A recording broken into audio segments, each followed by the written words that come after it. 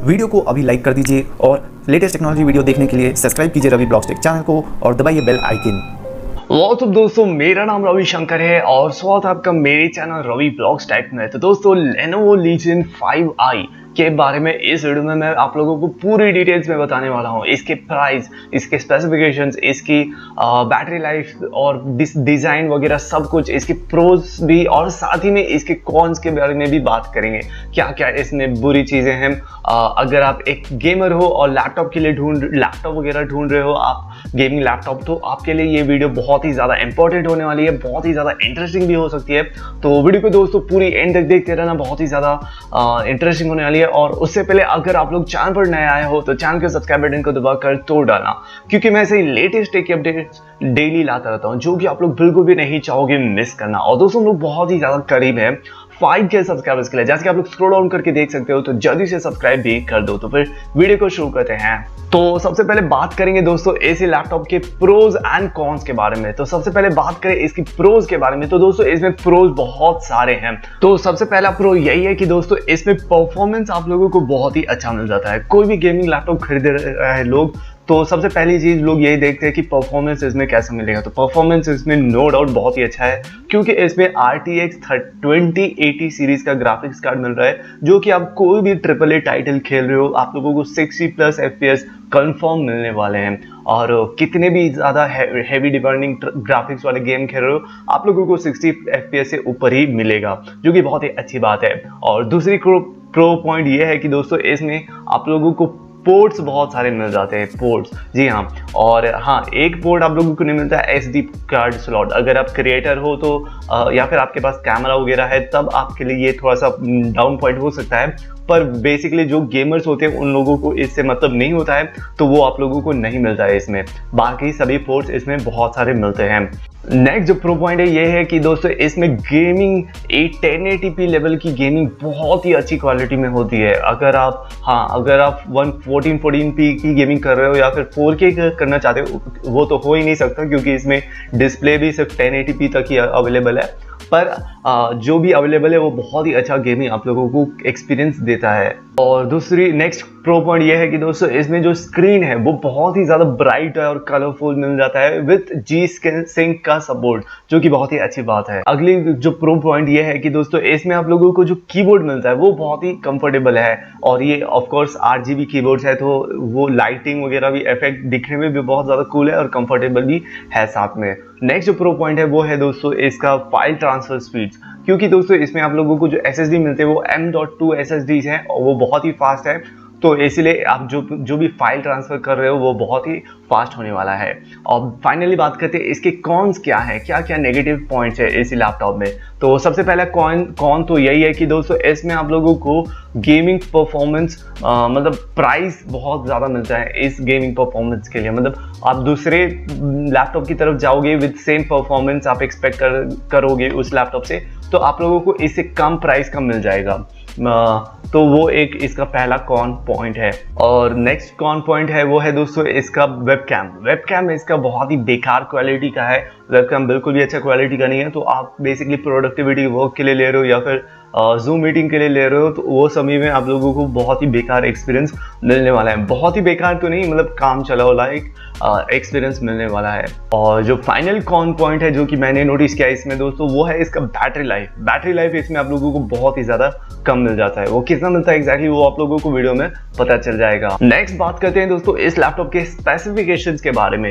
Quick specification बात करेंगे, पूरी डिटेल में नहीं। तो सबसे पहले तो दोस्तों CPU आप लोगों को i7 10750H प्रोसेसर मिल जाता है। H stand for high performance, तो बहुत ही ज़्यादा हाई परफॉर्मेंस का प्रोसेसर इसमें डाला गया है। और फिर ग्राफिक्स RTX 2060 मिल जाता है। फिर अप टू 16GB का रैम ऑप्शन मिल जाते हैं। फिर M.2 SSD मिलता है, 1TB तक का सपोर्ट। और फिर दोस्तों आप लोगों को जो स्क्रीन है वो 144 हर्ट्ज का IPS पैनल मिल जाता है, जो कि बहुत ही अच्छी बात है। और ये फुल HD है, ये याद रखना। 2K डिस्प्ले नहीं है, 4K नहीं है, सिर्फ फुल HD है।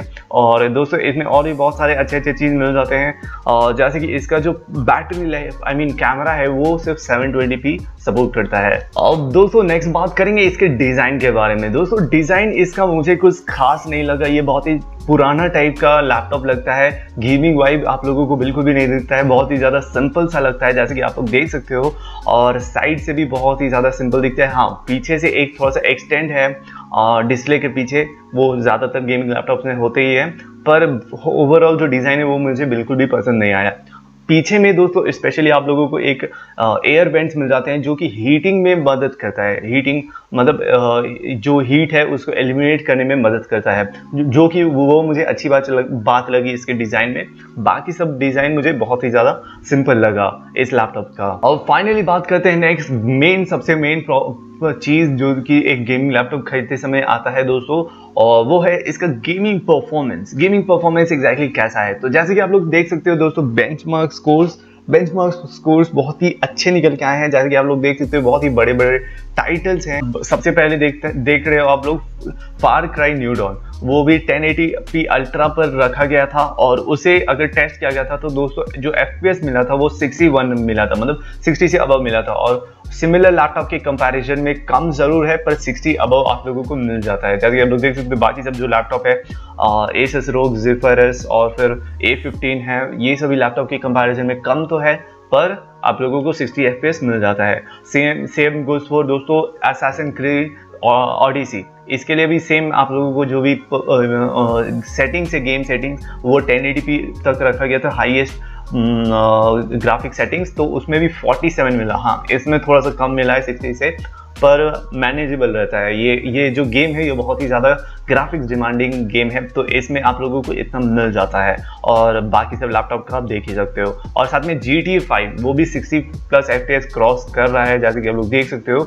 और साथ में Red Dead Redemption 2 ये भी बहुत ही ज़्यादा ग्राफिक्स इंटेंसिव गेम है, जो कि 43 FPS आप लोगों को दे देगा। अब नेक्स्ट बात करेंगे दोस्तों इसके डिस्प्ले के बारे में। तो डिस्प्ले जैसे मैंने आप लोगों को स्पेसिफिकेशन में बता दिया, ये एक 144 हर्ट्ज का डिस्प्ले है, जो कि मेरे ख्याल से कुछ खास काम नहीं आएगा 144 हर्ट्ज, क्योंकि कोई भी गेम जो है जो भी गेम है वो 144 FPS तक पहुंच ही नहीं रहा है। तो वो 144 FPS का मजा लेने के लिए आप लोगों को ऐसा गेम चलाना होगा, मतलब गेम के ऐसे सेटिंग्स में चलाना होगा जो कि 144 क्रॉस करे, तभी आप लोगों को वो स्मूथ एक्सपीरियंस मिलेगा, पर वो नहीं मिल सकता है इसमें अनफॉर्चुनेटली। पर हाँ, डिस्प्ले बाकी सब जो एस्पेक्ट्स है डिस्प्ले का वो बहुत ही अच्छा है, 1080p डिस्प्ले है, और साथ में G-Sync में मिल जाता है, ये अच्छी बात है। और जो कलर्स है वो बहुत ही ज़्यादा ब्राइट है, जैसे कि मैंने आप लोगों को स्टार्टिंग में ऑलरेडी बता दिया। और नेक्स्ट अब बात करें कीबोर्ड एंड ट्रैक पैड की, तो ये बहुत ही ज़्यादा सिंपल बेसिक सा कीबोर्ड ट्रैक पैड वगैरह मिल जाता है। आप लोगों को RGB ऑफकोर्स मिलते हैं, पर बहुत ही ज़्यादा बेसिक दिखता है। जैसे कि आप लोग देख सकते हो छोटा सा मिलता है आप लोगों को जो ट्रैक पैड है वो, और जो कीबोर्ड है वो full size with numeric keys मिल जाते हैं, पर फिर भी बहुत ही ज़्यादा बेसिक है। जो की के बीच डिफरेंस है वो भी जो गैप है वो भी बहुत ही ज़्यादा कम है, जो कि तो कुछ लोगों को प्रॉब्लम क्रिएट कर सकती है। अब साउंड की बात करते हैं। साउंड क्वालिटी मैं नहीं जानता कि किसको गेमिंग लैपटॉप, मतलब कौन सा ऐसा गेमर होगा जो बिना हेडफोन का गेम खेलता होगा, पर फिर भी ऑडियो क्वालिटी इसमें दोस्तों जो लाउडनेस है वो है, इसमें लाउड थोड़ा सा आप लोगों को जरूर से लगेगा, पर जो बेस है वो बिल्कुल गायब है, कुछ भी बेस नहीं है इस लैपटॉप में। तो ऑडियो क्वालिटी मेरे ख्याल से एवरेज टाइप का है। अब दोस्तों बात करते हैं बैटरी लाइफ के बारे में। तो दोस्तों बैटरी लाइफ मेरे ख्याल से ज़्यादा आप लोगों को मैटर नहीं करना चाहिए, क्योंकि आप अगर गेमिंग कर रहे हो तो ऑफकोर्स आप जो प्लग इन करके खेलोगे, क्योंकि प्लग आउट करके अगर आप खेलते हो तो आपको पता होगा कि परफॉर्मेंस ड्रॉप मिलता है। तो प्लग इन करके खेलोगे तब तो आप लोगों को बैटरी का चिंता करने की जरूरत नहीं है, पर प्लग आउट करके अगर आप कोई काम कर रहे हो तो normal day to day usages में आप लोगों को बहुत ही घटिया बैटरी लाइफ मिलेगी, जो कि सिर्फ 13 आवर्स का मिल सकती है आप लोगों को। और वहीं आप अगर दूसरे लैपटॉप से आप कंपेयर करोगे, जैसे कि आप लोग देख सकते हो चार्ट में, जो बाकी सब लैपटॉप है उसमें 7 आवर्स और 8 आवर्स तक का बैटरी लाइफ मिल रहा है इसी प्राइस सेगमेंट में, जो कि बहुत ही बुरी बात है इस लैपटॉप के लिए। अब हीट मैनेजमेंट की बात करते हैं, हीट थर्मल्स वगैरह के बारे में। तो दोस्तों इस लैपटॉप में हम लोगों को हीट मैनेजमेंट बहुत ही अच्छा मिल जाता है। जैसे कि मैंने आप लोग स्टार्टिंग में बताया, बहुत सारे वेंट्स है साइड में और बॉटम में भी, जो कि हीट को अच्छा खासा रखता है, मतलब थर्मल मैनेजमेंट बहुत ही टॉप नॉच है इस लैपटॉप में।